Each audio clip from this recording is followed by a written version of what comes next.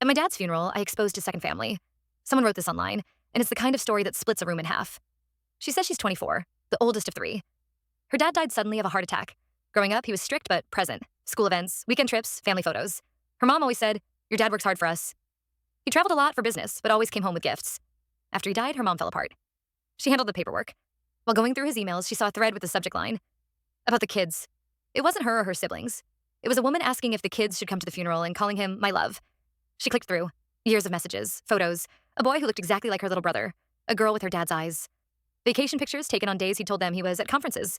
Two kids, 10 and 7. She felt sick. Her first thought was her mom, how this would destroy her. Her second thought was, we were never his only family. She replied to the email instead of pretending she never saw it. She wrote, "I'm his daughter. I know now. Are you coming to the funeral?" The other woman answered within minutes. She had known about the first family.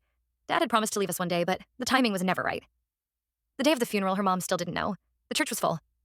Halfway through the service, the doors opened and the other woman walked in with the two kids. People turned. Whispering started. Her mom frowned, confused. When it was her turn to speak, she walked up with shaking hands. She looked at the crowd and said, "I was going to read a normal eulogy, but I found out my dad wasn't just our dad." She turned to the two kids. "He was your dad too, right?" The room went silent.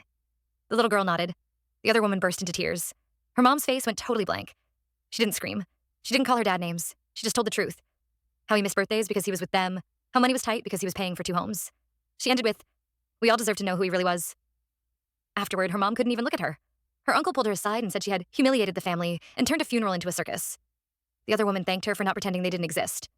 Now her mom barely speaks to her. Her siblings are split. One says she was brave, the other says she ruined their last goodbye. She's asking, did she do the right thing by telling the truth in that moment?